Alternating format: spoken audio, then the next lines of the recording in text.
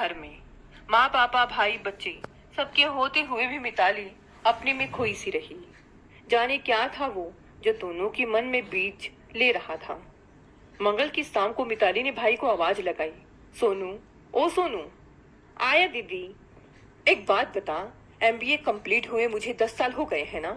इतना गैप हो जाने के बाद कोई जॉब मिलेगी क्या मुझे? जॉब? अचानक से दीदी? जीजाजी से पूछा आपने? और आंटी, उनको बुरा लगा तो? मैंने जो पूछा उसमें से किसी एक बात का भी जवाब दिया है तूने? तेरे जीजाजी और मेरी सास को नहीं करनी है जॉब, मुझे करनी है जॉब। अब तू कुछ हेल्प कर सकता है तो बता, या मैं कुछ और सोचूं? अपनी दीदी अचानक से आए आत्मविश्वास को देख आश्चर्य मिश्रित खुशी से सोनू बोला, अरे करूंगा क्यों नहीं, लेकिन सच बात यह है कि इतने गैप के बाद आपको अच्छा पैकेज मिलना मुश्किल है। बहुत स्ट्रगल रहेगा। जॉब मिलना भी एक मुश्किल टास्क रहेगा। कंपनियां एक्सपीरियंस्ड लोगों को पहले बुलाती हैं। अच्छा, मायूस हो गई मिताली। अरे इसमें उदास होने वाली क्या बात है, पूरी बात तो सुनिए। सुना? वर्क फ्रॉम होम कर सकती हैं आप दीदी। शेयर मार्केट की करंट स्ट्रेटेजी समझने के लिए एक सर्टिफिकेट कोर्स कर लो आप। फिर आप अपने हिसाब से ऑनलाइन टाइम स्पेंड सेलेक्ट कर पाएंगी और बच्चों को भी देख पाएंगी। मुझे कल तक का समय दो, मैं पूरी तरह डिटेल्स पता करके बताता हूँ आपको। इधर डिनर पर प्रशांत हमेशा की तरह अपनी कंपनी और मालिक संचेती के बखान किए जा रहा था, लेकिन नेहा का ध्यान न खाने में था और न ही प्रशांत की बातों में। डिनर के बाद प्रशांत ने पूछा भी, तबीयत तो ठीक है ना तुम्हारी? इतवार से देख रहा हूँ तुम्हें बुझी बुझी सी हो, और तुमने बताया भी नहीं कि तुम्हारी सहेली से मुलाकात कैसी रही। क्या झटका दे दिया उसने मेरी जान को? कुछ भी तो नहीं। एक फीकी मुस्कान के साथ नेहा उठकर अपने काम में लग गई। प्रशांत ने भी ज्यादा ध्यान नहीं दिया, वह अपनी जिम्मेदारी पूरी कर चुका है। अब ना बताए तो नेहा की मर्जी। नेहा भी जानती थी कि औपचारिकता थी वो, दोबारा नहीं पूछने वाला प्रशांत। मंगल की रात दोनों सहेलियों के लिए मंगलकारी या यूं ही कहिए क्रांतिकारी रही। नेहा ने खुद को इस बात के लिए तैयार किया कि वो प्रशांत से साफ साफ शब्दों में बात करेगी कि वो माँ बनने की खुशी से अब और दूर नहीं रह सकती। और मिताली ने तमाम कोर्सेज देखकर दिल्ली के कॉलेज में अप्लाई भी कर दिया। बुधवार की सुबह दोनों के लिए परीक्षा की घड़ी थी जैसे। मिताली अरुण के फोन का इंतजार कर रही थी और नेहा प्रशांत की जागने का। हेलो, कैसी है मेरी तो जान, और जान की स्वीट सी मम्मी।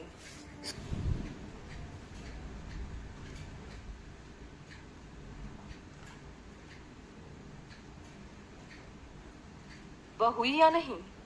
हेलो अरुण, हम सब अच्छे हैं, आप लोग सब कैसे हैं? अरुण को याद आया कि सालों से मिताली ने उसे नाम से नहीं बुलाया है। एकदम से अपना नाम सुनकर चौंक सा गया।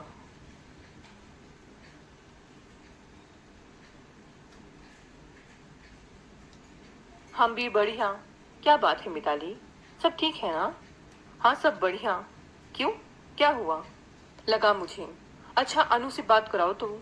अरुण, मुझे आपसे कुछ बात करनी है। हाँ हाँ बताओ। मैंने कॉलेज से शेयर मार्केट में स्पेशलाइजेशन सर्टिफिकेट कोर्स अप्लाई किया है। अच्छा अच्छा, क्यों अपने गरीब भाई को हेल्प करनी है क्या तुम्हें? व्यंग्यात्मक हंसी हंसते हुए अरुण बोला, नहीं, अपनी हेल्प करनी है मुझे। आत्मविश्वास भरा जवाब आया मिताली का। अपनी हेल्प? हाँ हाँ हाँ, दिमाग तो ठीक है ना तुम्हारा मिताली? तुमको किस बात की कमी है? ये जुमला 10 सालों से सुनती आ रही हूँ अरुण। अब बस भी करो ये ड्रामा। मुझे कब कैसे क्या करना है सब कुछ तो आप और माँ जी फैसला लेते हैं। मेरी कोई अपनी मर्जी, कोई अस्तित्व नहीं छोड़ा है आपने। ये कमी है मुझे। हाँ तो सही सोचते हैं हम लोग, समझ है ही कहा तुम में। देखो, अपने मायके में 3 दिन रुकी हो और कैसी बातें करने लगी हो। दिल्ली चली आओ आज ही। नहीं, दिल्ली तो मैं रविवार को ही आऊंगी। बस आपको बतानी थी ये बातें, सो बता दी मैंने। कह रहा हूँ ना, आज ही आओ और ये कोर्स वगैरह का भूत उतारो अपने दिमाग से। बच्चों पर ध्यान दो बस। अरुण, बच्चे जितने मेरे हैं उतने ही आपके भी हैं, और ये मेरा आखिरी फैसला है, सोच लीजिए आप। फोन डिस्कनेक्ट हो गया। पीछे खड़ा सोनू बहुत खुश है। दीदी को शादी के बाद आज अपने असली रूप में देख रहा है। फैसला? मेरी मिताली फैसले कब से करने लगी? वो तो फैसले मानती है बस। अब अरुण को थोड़ी घबराहट हुई। अब अरुण को थोड़ी घबराहट हुई। मिताली की जिद दिख रही थी उसे। यहाँ नेहा के घर आज समय से पहले पोहा और चाय बनाकर तैयार है। हालांकि नेहा आज ऑफिस के लिए तैयार नहीं हुई है। क्या बात है डार्लिंग, आज तो फेवरेट नाश्ता, वो भी समय से पहले। क्या डिमांड होने वाली है आज? हाँ, और तुम ये आज तैयार क्यों नहीं हुई? नौकरी वोकरी छोड़ने का इरादा है क्या? हाँ प्रशांत, नौकरी छोड़ने का ही इरादा है। नाश्ता गले में अटक गया प्रशांत की। पगला गई हो क्या? गुस्से में चिल्लाया, लेकिन तुरंत उसे एहसास हुआ कि गुस्से से बात नहीं संभाली जा सकती। क्या हुआ? ऑफिस में कोई दिक्कत? मैं बात करूं बॉस से? नहीं, दिक्कत घर में है, ऑफिस में नहीं। नाराज हो मुझसे? कुछ चाहिए मेरी प्यारी नेहा को? हाँ चाहिए। क्या चाहिए मेरी प्यारी नेहा को? खूब समझती है इन चिकनी चुपड़ी बातों को नेहा। पहले की तरह ही गंभीर रहते हुए नेहा बोली, बच्चा चाहिए मुझे। क्या? माँ बनना चाहती हूँ मैं। कितने साल और इंतजार करूँ अब मैं? तुम जानती हो नेहा, अभी हम तैयार नहीं हैं। विला ले ले, फिर जितने चाहे बच्चे करना, नहीं रुकने वाला मैं। हम नहीं प्रशांत, केवल तुम तैयार नहीं हो। मैं पिछले 4 साल से कह रही हूँ तुम्हें। पहले गाड़ी, फिर फ्लैट और अब विला। कल कुछ और शामिल हो जाएगा तुम्हारी लिस्ट में। मैं खुश हूँ प्रशांत, जो है उसमें, और मेरे बच्चे भी खुश रहेंगे, जानती हूँ मैं। भौतिक सुखों का कोई अंत नहीं है। मैं थक गई हूँ इस तरह दौड़ते दौड़ते। मुझे ठहराव चाहिए, बच्चा चाहिए मुझे। सुनो तो नेहा। नहीं प्रशांत, ये मेरा आखिरी फैसला है। अगर तुम्हें नहीं मंजूर तो मैं कल ही इस्तीफा दे दूंगी। आज छुट्टी ली है बस। मुस्कुराते हुए नेहा बोली। प्रशांत को समझ नहीं आ रहा था वो छुट्टी की बात सुनकर खुश हो या बच्चे की बात सुनकर चिंतित। फिलहाल उसे अपना विला का सपना टूटता हुआ दिख रहा था और दिख रही थी नेहा की जिद। जिद तो दोनों ने कर ली थी, लेकिन जिद इतनी भी आसानी से पूरी नहीं होती। एक तरफ मिताली की सासू माँ ने हंगामा मचाया हुआ था, तो दूसरी तरफ प्रशांत भी सारे दिन परेशान रहा कि कैसे अपनी बीवी को समझाए वो। कहाँ बच्चों के चक्कर में पड़ गई है। बुध का दिन इसी हलचल में गुजर गया। गुरुवार की सुबह अरुण ने अपनी नाराजगी जताते हुए फोन नहीं किया, ना ही मिताली का फोन उठाया। प्रशांत को भी कुछ समझ नहीं आ रहा था। बात टालने के लिए वो भी टूर पर निकल गया इतवार तक। इतवार भी आ गया। मिताली को भी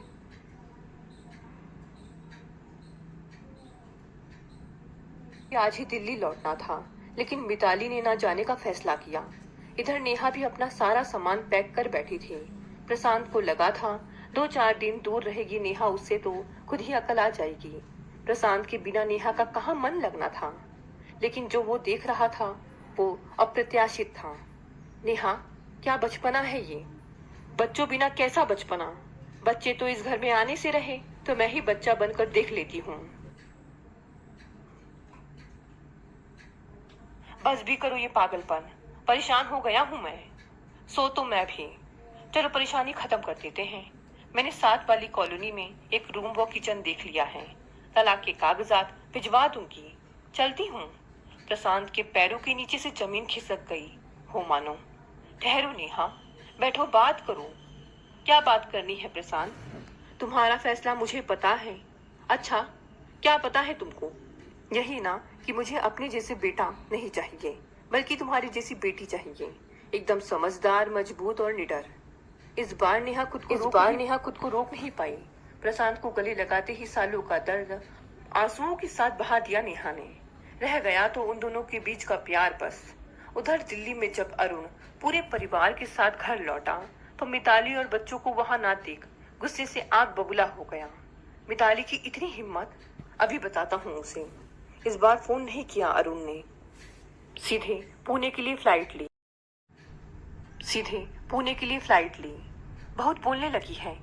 मायके बैठ जाने को बोलूंगा ना तो अपने आप सीधी हो जाएगी। रात होते होते अरुण मिताली के घर पहुंच ही गया। मिताली जैसे उसी के इंतजार में बैठी थी। डोरबेल बजी। मिताली ने दरवाजा खोला, एकदम सपाट चेहरे के साथ, ना खुशी ना नाराजगी। लेकिन अरुण तो नाराज था ही। अपना सामान पैक करो मिताली। और तुम घर में क्यों नहीं हो? यहाँ क्यों हो? चल क्या रहा है तुम्हारे दिमाग में? हाथ पैर धोकर आराम कर लो अरुण। डिनर तैयार है। बाद में बात करते हैं। तभी आयुष आकर अरुण से लिपट गया। पापा आ गए, पापा आ गए। बेटे को देखकर अरुण अपना गुस्सा भूल गया कुछ देर को और फ्रेश होने चला गया। डिनर के बाद मिताली ने उसे छत पर बुलाया। बताइए, क्या बोल रहे थे आप? क्या बोलूंगा? तुम फोन क्यों नहीं उठा रही हो और घर क्यों नहीं पहुंची अब तक?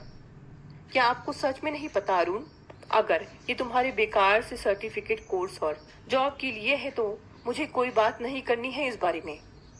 तुम अच्छे से जानती हो माँ को बिल्कुल पसंद नहीं है ये सब। और बच्चों का भी ख्याल नहीं आया तुम्हें? उन्हें कौन देखेगा? शांत हो जाओ अरुण, बात तो मुझे भी करनी है आपसे और इसी बारे में करनी है, लेकिन इस तरह नहीं। जो कोर्स और जॉब तुम्हारे लिए बेकार है वो मेरी आत्मनिर्भरता है और इतने सालों से बच्चों को देख रही हूं ना, आगे भी देख लूंगी। मुझे नहीं पसंद, कह दिया ना। बात आपकी पसंद की नहीं है, मेरे अस्तित्व की है। तो ठीक है, आज से मेरे घर के दरवाजे तुम्हारे लिए बंद। ठीक है, आप जब चाहे जा सकते हैं। इतना शांत जवाब। अरुण अंदर तक हिल गया, सिर पकड़कर बैठ गया 10 मिनट। मिताली, क्या तुम सच में मेरे बिना रहना चाहती हो? नहीं, मैं आपके साथ रहना चाहती हूँ, लेकिन अपनी पहचान के साथ। सुबकते हुए अरुण बोला, ठीक है, सुबह चलो मेरे साथ। और माँ जी, परेशान मत हो, मेरी बात वो कभी नहीं टाल सकती। दोनों के चेहरे पर प्यार भरी मुस्कुराहट आ जाती है। दोस्तों, कहानी यही समाप्त हो गई। मिलते हैं अगली नई कहानी से। आपका बहुत बहुत धन्यवाद।